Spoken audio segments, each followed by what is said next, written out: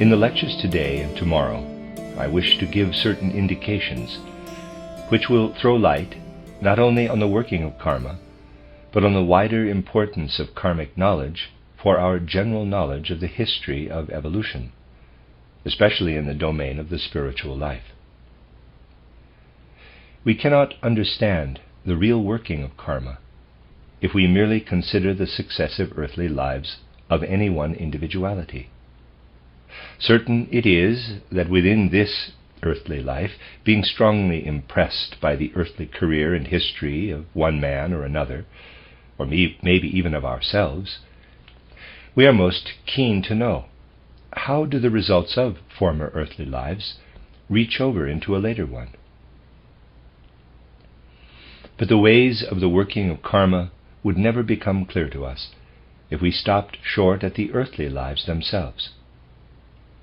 For between one earthly life and another, man spends the life between death and a new birth.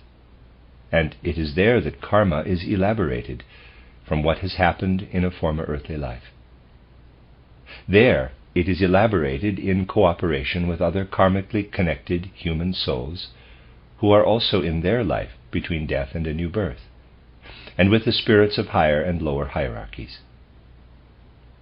And this elaboration of karma can only be understood if we can look to the world of stars beyond the earth. For we know that the realm of the stars, as it appears to physical sight, reveals only its external aspect. Again and again we must repeat that the physicist would be in the highest degree astonished if he arrived at the places of the stars which he observes through his telescope, whose constitution and substances he analyzes with his spectroscope. The physicist, if he were to go to the places where the stars are, would be astonished to see something totally different from what he would expect. For what the star shows to earthly observation is in reality only an outward semblance, comparatively unessential to its own true being. What the star really contains is of a spiritual nature, or, if physical, it appears as the remnant, so to say, of something spiritual. We can best explain this in the following way. Imagine that an inhabitant of some other star were to observe the Earth in the way our astronomers and astrophysicists observe other stars. He would describe a luminous disk shining far out into the cosmos. On it he would find perhaps darker and lighter spots, which he would somehow interpret. Probably the interpretation would altogether disagree with what we, who inhabit the globe, know amongst ourselves. Or perhaps, if Vesuvius were erupting, and such a being could observe it, he would theorize that a comet was colliding with the Earth, and so forth. At any rate, what such a being described would have very little to do with the real essence of our Earth. For what is the essence of our Earth?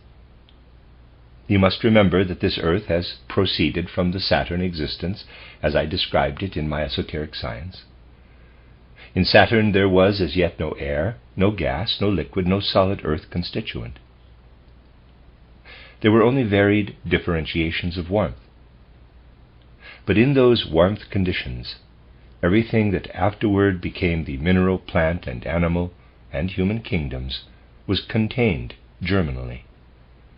We human beings, too, were in the warmth of ancient Saturn. Then evolution went forward. Out of the warmth, air was precipitated, water was precipitated, and at length the solid element. All these are remnants, precipitated, cast out by humanity, in order that it might attain its further evolution. The whole solid mineral world belongs to us. It is but a relic that has remained behind. So too the watery and airy elements. Thus the real essence of our earth is not what we have in the kingdoms of nature, and not even what we carry in our bones and muscles, for these too are composed of what we have thus cast out, and afterward absorbed again, Our own souls are the real essence, and everything else is in reality more or less a semblance, a remnant, a waste product, or the like. The only true description of the earth would be to describe it as the colony of the souls of man in cosmic space. Thus are all the stars colonies of spiritual beings in cosmic space, colonies which we can learn to know as such. And having passed through the gate of death, our own soul lives and moves among these starry colonies. It goes on its further journey, evolving toward a new birth in community with other human souls that are there, and with the beings of higher or even of lower hierarchies. And when a man's karma is elaborated, and he is ripe to take on an earthly body once again, his soul starts on the returning journey. To understand karma, therefore, we must return once more to a wisdom of the stars. We must discover spiritually the paths of man between death and a new birth in connection with the beings of the stars. Now, until the beginning of the age of Michael, there have been the greatest difficulties for the men of modern time to approach a real wisdom of the stars. And anthroposophy, having nevertheless found its way to such a wisdom, must be deeply thankful for the fact that the dominion of Michael really did enter the life of earth humanity with the last third of the 19th century. For among many things that we owe to the dominion of Michael, there is this too. We have gained once more unhindered access to discover what must be investigated in the worlds of the stars if we would understand karma and the forming of karma in the sphere of humanity. To introduce you gradually into the extremely difficult questions that arise in the investigation of karma, I will give you an example today. It will show you by an illustration how much must be achieved before we can speak of the working of karma, as we are doing in these lectures. It is true enough, is it not, that if we were to speak popularly or in public of the content of these lectures nowadays, these things which are truly an outcome of exact research would be treated as an absurdity. Nevertheless, it is a most exact research, and you must make yourselves acquainted with all the responsibilities of which one becomes aware in the course of it. You must learn to know all the obstacles and difficulties one meets in such research, the thorny hedges, as it were, which one must pass. For all these things are necessary in order that at length a number of human beings, united karmically in the community of Michael, can learn to know the things of karma.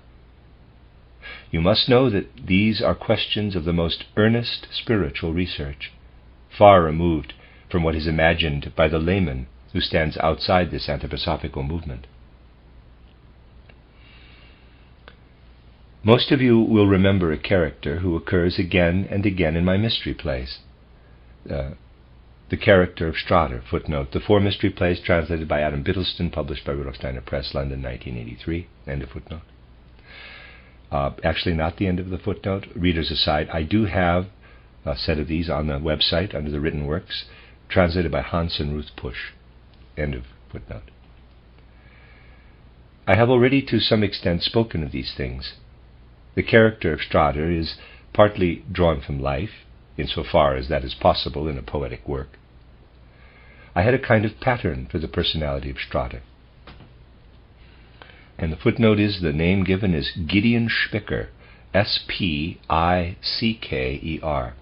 1840 to 1912. End of footnote.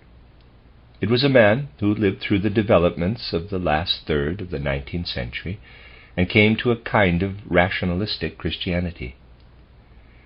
After an extremely difficult period of youth, parenthesis, as is suggested in the description of Strader, close parenthesis, this man became a Capuchin monk, but he could not bear it in the church, and at length became a professor. Having been driven from theology into philosophy, he wrote and spoke with great enthusiasm of Lessing's, quote, free-thinking religion, close quote, if one may so describe it. Having come into an inner conflict with official Christianity, he then wanted to found a sort of rationalistic Christianity on a basis of reason and in a quite conscious way. The soul conflicts of Strader, as described in my mystery plays, did indeed take place in the real life of this man, though of course with certain variations. Now you know that in the last mystery play Strader dies. I myself, if I now look back and see how I wove the character of Strader into the plot of the 4 mystery plays, must see that though there was no external difficulty in letting him live on, just like the other characters, he dies out of an inner necessity at a certain moment. One may well feel his death as a surprise when reading through the plays. But I had the strong inner feeling that I could no longer continue the character of Strader in the plays. Why was it so? You see, in the meantime, the original, the model, if I may call him so, had died. Now, having based the character of Strader on him, you may well imagine how deeply interested I was in the original, in his further course of evolution. He continued to interest me when he had passed through the gate of death.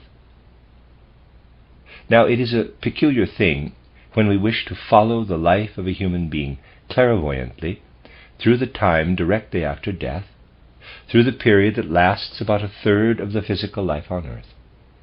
The earthly life, as we know, is in a certain way gone through again backward at a 3-fold speed. Now, what is the human being really experiencing in these decades that immediately follow his earthly life? Imagine a human life here upon earth.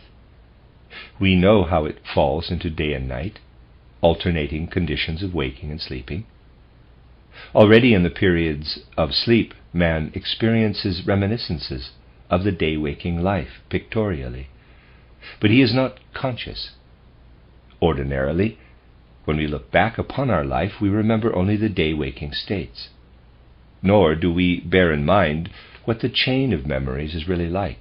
For in reality we should say, I remember that day from morning till evening, then there is a break, then again from morning till evening, then again a break, and so on. But as the nights are an empty void in our memory, we draw the line continuously through and thus falsify the chain of memory by placing one day directly after another.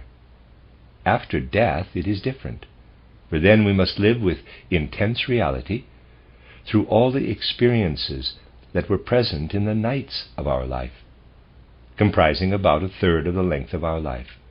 We live through it backward. Now, this is the peculiar thing. We have, as you know, a certain sense of reality, a certain feeling of real existence with regard to the things we meet with here in the physical world.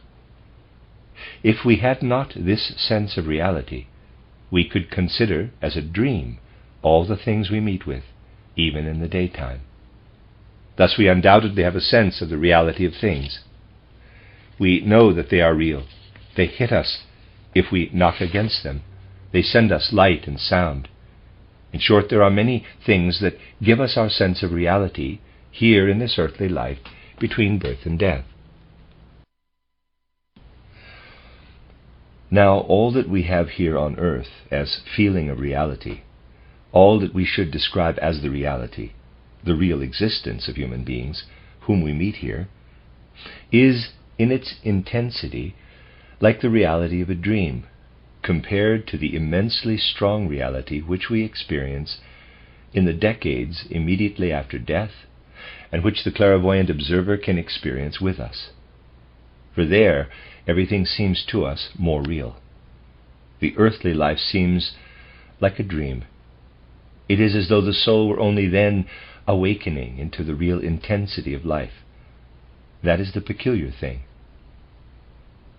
Now, as I followed the image of Strader, or of his counterpart, after his passage through the gate of death, the real individuality living after death naturally interested me far more than the reminiscence of his earthly life. For the earthly seems like a dream compared to what emerges after death. Faced with the strong impressions of the dead, I could no longer have evolved sufficient interest in the living man to describe his life. In this case, I speak out of my own experience. How weak is the reality of earthly life compared with that intensest life which meets us when we follow a man after his death. When our interest has been kindled on the earth and we try to follow the life of a man in his further course after death, we begin to realize the tremendous difficulties and hindrances. For if we observe rightly and penetratingly, we see already in that backward course, which takes about a third of the time of the past earthly life, how the dead man begins to approach and prepare for the forming of his karma. In a reverse and backward life, he sees all that he underwent during his life on earth. If he offended another man, he experiences the event again. If I die at the age of 73, and at the age of 60 I offended someone, I experience it again on the backward journey. But this time I experience not the feelings which I had in giving the offense, but the feelings of the other man. I live right over into him. Thus I, with my own experience, live in those who are touched in a good or in a bad sense by these my experiences in life. And thus the tendency is prepared and grows in me myself to create the karmic balance. Now my interest in the earthly archetype of Strader, who now appeared before me as an individuality in higher worlds, my interest in him had been kindled especially by his desire to take hold of Christianity in a very penetrating, in a very brilliant, but rationalistic way. In his case, we cannot but admire the thinker, and yet in the books he wrote, in his rationalistic description of Christianity, we see again and again how the thread of rationalism, the thread of abstract concepts, breaks at the critical moment, and in the last resort, appalling abstractions are the outcome. He cannot really enter a spiritual conception of Christianity. He builds up a religion of abstract philosophical concepts for himself. In short, the whole workings of modern intellectualism find expression in him. This again appeared in a peculiar way as one followed his path of life after his death. Ordinarily, when there are no special difficulties, we find the human being living gradually into the sphere of the moon, for that is the first station of the life after death.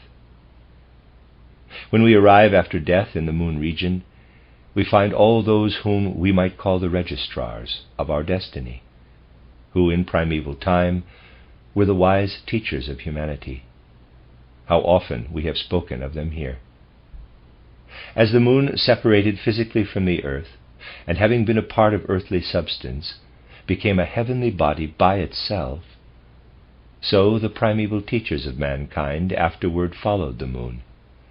And we, today, when as dead men we pass the region of the moon, find the great primeval teachers of mankind. They were not here in physical bodies, but they founded the primeval wisdom of which the traditions of sacred literature are but an echo.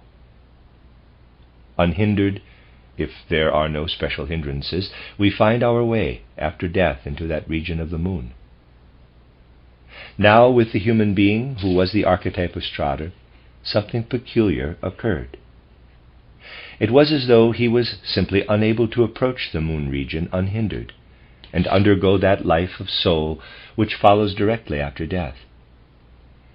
There were perpetual hindrances, as though the moon region simply would not let this individuality approach it.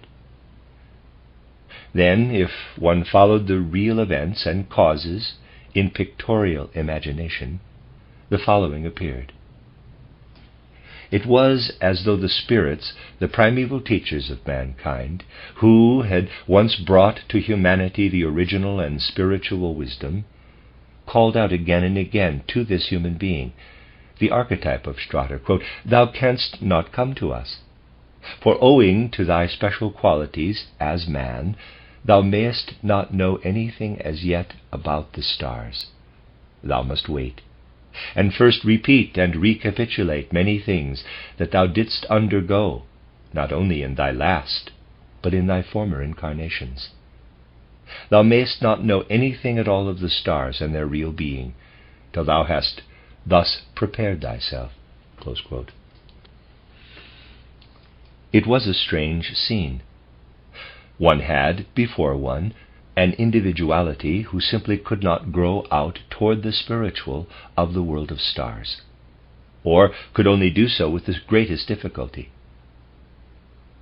And in this case I made the strange discovery that these modern individualities of the rationalistic, intellectualistic mind find the great hindrance in the shaping of their karma, inasmuch as they cannot approach unhindered the spiritual being of the stars. On further investigation, it appeared that this personality had drawn all the forces of his rationalism from the time that still preceded the dawn of the age of Michael. He was not yet really touched by the dominion of Michael. In this case, I felt strongly called upon to follow the individual karma farther into the past. It was a real challenge. For I said to myself, something is here, which, working from the results of former lives on earth, has prepared this human being karmically, so that the karma works itself out not only in this earthly life, but extends even into the life after his death. It is indeed a strange phenomenon. Then the following appeared. The earthly life which I have indicated in bare outline, which is reflected in the character of Strader, this earthly life of the individuality was preceded by a life in spiritual worlds, which I can only describe as a sore and grievous trial. It was a trial in the spiritual worlds. Quote, "What shall I do with Christianity?" Close quote. It was like a slow preparation of the influences which then made him insecure in earthly life in his conception of Christianity. This too shines through in the figure of Strader. He is in no way certain. He rejects the supersensible in a way. He tries only to take hold of it with intellect. And yet, after all, he wants to see. Call to mind the character of Strader, and you will find it so. Thus the real life of the archetype of Strader grew out of his former karma. In effect, in his passage through the life between death and a new birth, before his earthly life at the end of the 19th and the beginning of the 20th century, he had passed through the world of the stars in a very dim and darkened consciousness. His consciousness was darkened as he went through that life between death and a new birth. And as a reaction, in his life on earth he conceived concepts the more clear and sharply outlined for the bluntness of the conceptual pictures he had experienced between death and a new birth. We go backward still, beyond these phenomena, which seemed to show the starry worlds as though in a perpetual fog, backward to his former life on earth. And there we find the most remarkable thing of all. We are led to begin with, or at least I was led, to the battle of the Minstrels in the Wartburg, A.D. 1206. It was the very time of which I told you how the old Platonists from the school of Chartres, for instance, had gone up into the spiritual worlds, and the others had not yet descended. It was the time when a kind of heavenly conference took place between the two groups of souls as to the further progress of the activities of Michael. In that time there took place the battle of the Minstrels in the Wartburg. It is ever interesting to observe what is happening here on earth and what is happening yonder. Thus we have an event on earth in the battle of the Minstrels on the Wartburg, not directly connected with the continued stream of Michael. Now who was there in the battle of the Minstrels? The greatest German poets were there together, vying one with another in their song. The story is well known, how the minstrels fought for the fame of princes and for their own repute, Walter von der Vogelweide, Wolfram von Eschenbach, Reinmann von Strader, and how there was one who stood against all the others, Heinrich von Ofterdingen. In this Heinrich von Ofterdingen I found the individuality that underlay the archetype of Strader. Thus it was Heinrich von Ofterdingen. Now we must concentrate on this. Why did Heinrich von Ofterdingen meet with such difficulties when he had passed through the gate of death? Why did he have to go through the world of the stars, as it were, darkened and befogged? To answer this, we must return to the story of the Battle of the Minstrels. Heinrich von Ofterdingen takes up the fight against the others. They have already called the hangman. He is to be hanged if he loses. He manages to withdraw, but, hoping to bring about a renewed contest, he summons the magician Klingsor from the land of Hungary. He did, in effect, bring the magician Klingsor from Hungary to Eisenach. A new battle of the Wartburg ensues, and Klingsor enters the lists for Heinrich von Ofterdingen. Klingsor himself sings against the others, but it is quite evident that he is not battling alone. He causes spiritual beings to battle with him. For instance, in order to do so, he makes a youth become possessed by a spiritual being, and then compels the youth to sing in his place. He calls still stronger spiritual forces into play in the Wartburg. Over against all that comes from Klingsor's side stands Wolfram von Eschenbach. One of Klingsor's practices is to make one of his spiritual beings put Wolfram to the test as to whether he is really a learned man. For Klingsor finds himself driven into a corner by Wolfram.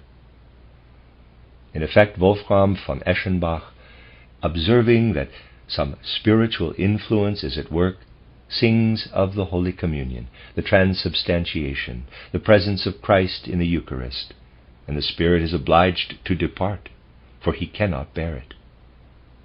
There are indeed real realities underlying these things, if I may use the tautology. Klingsor puts Wolfram to the test, and succeeds indeed, with the help of many spiritual beings, in proving that Wolfram, though indeed he was a star-less though indeed he has a star-less Christianity, a Christianity that no longer reckons with the cosmos, is quite unlearned in all cosmic wisdom.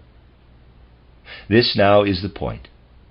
Klingsor has proved that the minstrel of the Holy Grail, even in his time, knows only the Christianity which has eliminated the cosmic Christianity.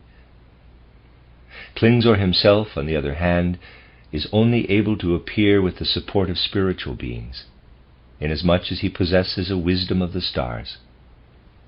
But we recognize from the way he uses his wisdom that what is called black magic is indeed mingled in his arts. In a word, we see Wolfram von Eschenbach, who is a layman in this sphere, encountered by a wisdom of the stars unrighteously applied. This was in the 13th century, immediately preceding the appearance of those Dominicans of whom I told you. It was at the very time when Christianity, just where it was greatest, had divested itself of all insight into the world of stars. Indeed, at that time, the wisdom of the stars only existed in quarters that were inwardly estranged from Christianity, as was the case with Klingsor of Hungary. Now it was Heinrich von Ofterdingen who had summoned Klingsor. Heinrich von Ofterdingen, therefore, had allied himself with an unchristian wisdom of the stars. And thus Heinrich remained united, in a certain way, not merely with the personality of Klingsor, who in fact afterward vanished from Heinrich's life in the supersensible, but with the unchristian cosmology of the Middle Ages. In this way he lived on between death and a new birth, and was reborn as I described it to you. He came into an uncertainty of Christianity. But the most important thing is this: he dies again and enters on the returning journey of his life. And in the world of souls, At every step, he stands face to face with the necessity, if ever he is to approach the world of stars again, to pass through the grievous battle which Michael had to wage in the last third of the 19th century when he claimed his dominion, especially against those demonic powers which were connected with the unchristian cosmology of the Middle Ages. To complete the picture, I will add that it is clearly possible to see among those who fought hard against the dominion of Michael, and against whom the spirits of Michael had to proceed, it is clearly possible to see among them to this day the very spirit beings whom Klingsor conjured up in the Wartburg long ago against Wolfram von Eschenbach. Thus we see a man whose other results of past karma even led him for a time into the services of the Capuchin order, unable to come near to real Christianity. He could not come to it because he bore within him the antagonism to Christianity which he had raised in his past life when he summoned Klingsor to his aid from the land of Hungary against Wolfram von Eschenbach, the singer of Parsifal. Darkly, in the unconscious life of this man, the unchristian cosmology still showed itself. But in his ordinary consciousness, he evolved a rationalistic Christianity, which is not even very interesting. For the interest attaches more to the great conflict of his life, when, with a Christian rationalism, he tried to found a kind of rationalistic religion.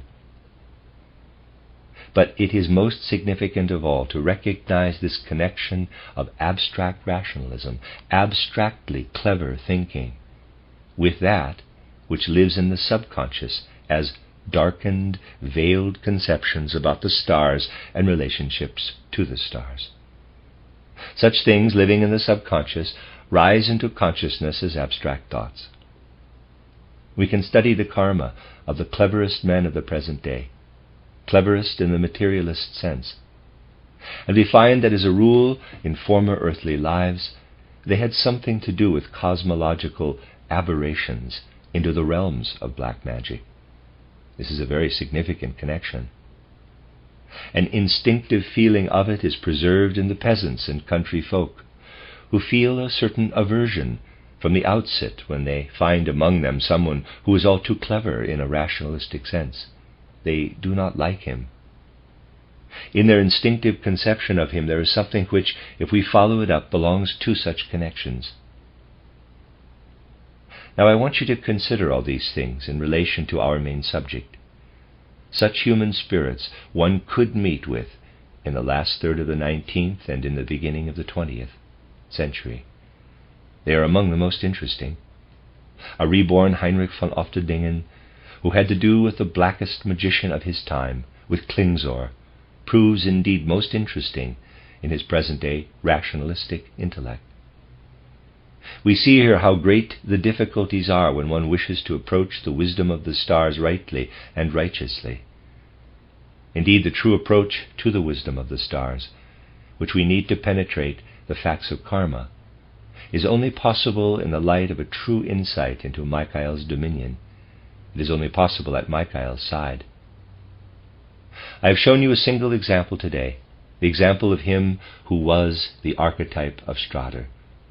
It will show you once more how, through the whole reality of modern time, there has come forth a certain stream of spiritual life which makes it very difficult to approach with an open mind the science of the stars, and the science, too, of karma. But difficult as it is, it can be done. Despite the attacks that are possible from those quarters which I have described today, we can nevertheless go forward with assurance, and approach the wisdom of the stars and the real shaping of karma. As to how these things are possible, I will tell you more tomorrow.